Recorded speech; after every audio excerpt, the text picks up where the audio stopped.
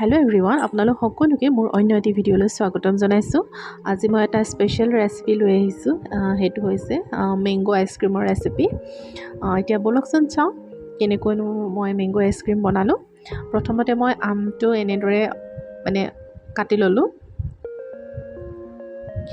আপোনালোকে নিজৰ ইচ্ছামতে আমৰ পৰিমাণটো ল'ব পাৰে। মই এটা আমেই ইউজ কৰিছোঁ। এনেদৰে কাটি মই আমখিনি পিচি ল'ম মিক্সিত।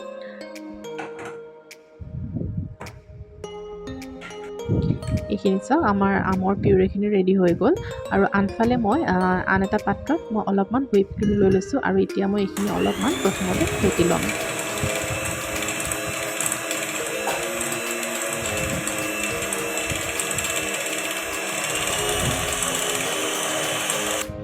আৰু এতিয়া মই এই ক্ৰীমখিনিত অলপমান চেনি ইউজ কৰিছোঁ সোৱাদৰ কাৰণে। আপোনালোকে কণ্ডেন্স মিল্কো ইউজ কৰিব পাৰে। এতিয়া মই এইখিনি পুনৰবাৰ ফেটি লৈছোঁ। এয়া চাওক, প্ৰায় 5-10 মিনিটমান ফেটাৰ পাছত মোৰ ক্ৰীমখিনি ডাবল হৈ গ'ল। আৰু এতিয়া মই পিউৰে কৰি লোৱা আমৰ পিউৰেখিনি ইয়াতে এড কৰি দিছোঁ। আৰু এতিয়া পুনৰবাৰ ফেটি ল'ম।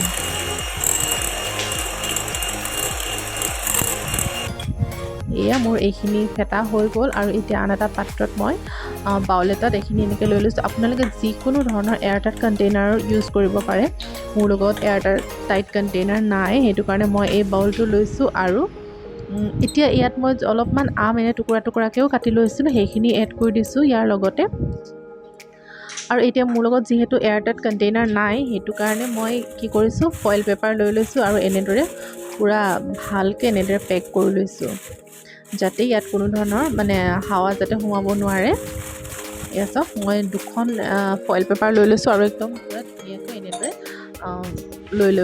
মেৰিয়াই ল'লোঁ। আৰু এতিয়া মই ডিপ ফ্ৰিজত এনেদৰে থৈ দিওঁ। প্ৰায় 10-12 ঘণ্টাৰ কাৰণে মই ৰাখি থ'লোঁ। আৰু আচলতে মই এইটো ইভিনিং টাইমত বনাইছিলোঁ। আৰু নেক্সট দিনা ৰাতিপুৱা চাওকচোন, ইমান ধুনীয়া হৈ আছে নহয় আইচক্ৰীমটো, মোৰ দেখিয়ে ভাল লাগি গৈছে।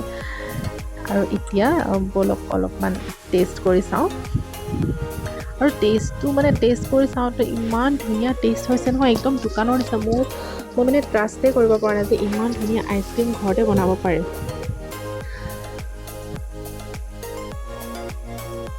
আৰু আপোনালোকেও এনেদৰে ঘৰতে টেষ্টি আইচক্ৰীম বনাই খাব পাৰে।